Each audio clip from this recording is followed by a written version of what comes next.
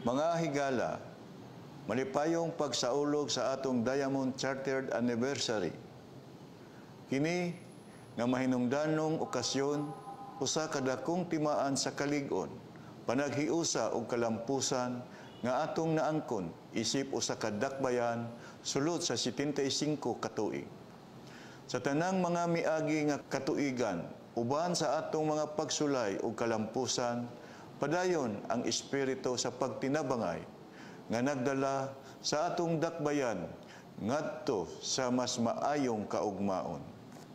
Ang Cagayan de Oro karon usa na ka sentro sa kalambuan, sa edukasyon ug serbisyo publiko o kini dili mahimong posible kung wala ang inyong hugot nga suportar o pagtuo sa atong liderato.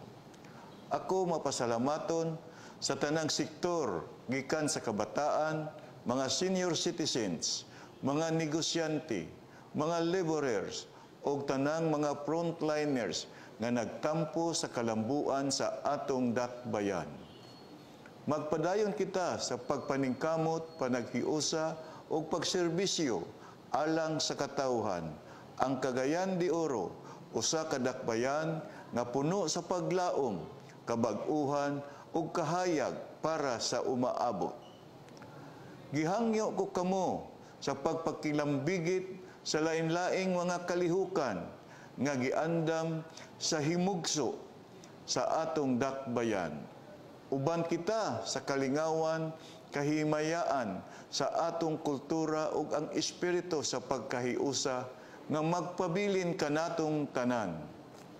Padayon ta, mga higalang Cagayanon, sa pagpaduol sa gobyerno sa katawhan ug ang katawhan duol sa gobyerno.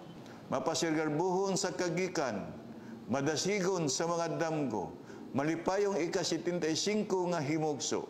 Clarix kasing-kasing o kalidad nga serbisyo sa pag-uswag kauban taoy.